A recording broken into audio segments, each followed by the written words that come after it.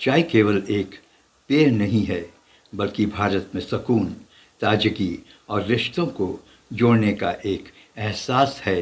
आपको पता है, आपकी चाय आपके सुकून पर खतरा मंडरा रहा है। चाय की खोज लगभग 5000 साल पहले चीनी सम्राट शेन नंग ने की थी।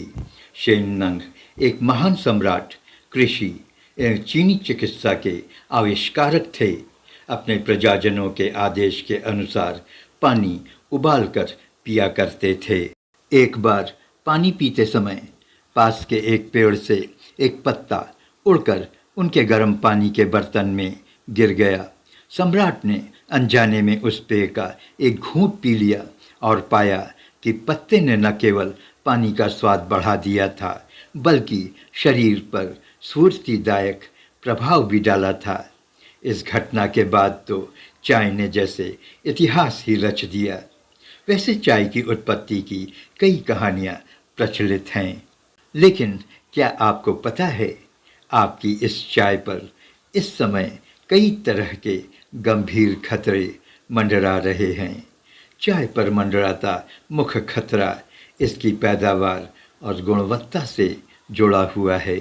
जलवायु परिवर्तन के कारण तापमान में वृद्धि, बेमौसम बारिश और सूखा चाय की खेती और भारत के चाय उद्योग के लिए बड़ा संकट बन रहा है। इसके अलावा बाजार में नकली व मिलावटी चाय का जहरीला कारोबार तेजी से अपना पैर पसार रहा है। केमिकल वाली चाय का सेवन आपकी सेहत पर भारी पड़ सकता है। भारत में चाय उद्योग पर खतरे के बादल क्यों मंडरा रहे हैं?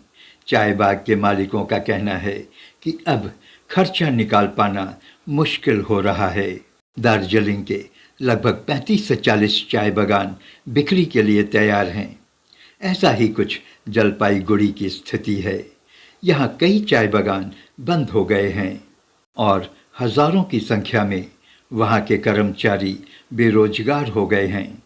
ऐसा इसलिए कि चाय बागान मालिक उनकी सैलरी देने में अपने आप को असमर्थ पा रहे हैं। अभी कुछ ही समय पहले त्रिपुरा के सबसे बड़े चाय बागान मूर्तिचेरी चाय एस्टेट के कर्मचारियों को मजदूरी नहीं मिली, तो एस्टेट के प्रबंधकों पर हमले हुए, जिसकी वजह से कंपनी बंद करनी पड़ी। चाय भारत का एक प्रतिष्ठित उत्पाद है। चीन के बाद भारत चाय का सबसे बड़ा उत्पादक देश है। भारत का करीब 80% चाय वेस्ट बंगाल पूर्वोत्तर क्षेत्र में प्रोड्यूस होता है, जो आजकल कई समस्याओं से घिरा है, जैसे कीमत, मांग, उत्पादन और लेबर।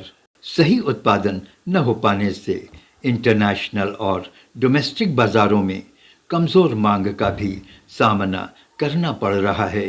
भारत सालाना लगभग 1400 मिलियन किलोग्राम चाय का उत्पादन करता है, जिसका अब 20% से भी कम निर्यात किया जा रहा है।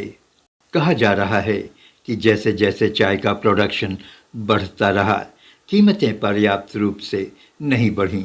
अब ऐसा लगता है कि चाय उद्योग को नए समाधान खोजने की ज़रूरत है।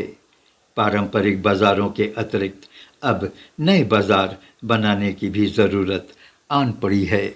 आप हिंदुस्तान तू जाग देख रहे हैं। प्लीज़ सब्सक्राइब करें। Thank you.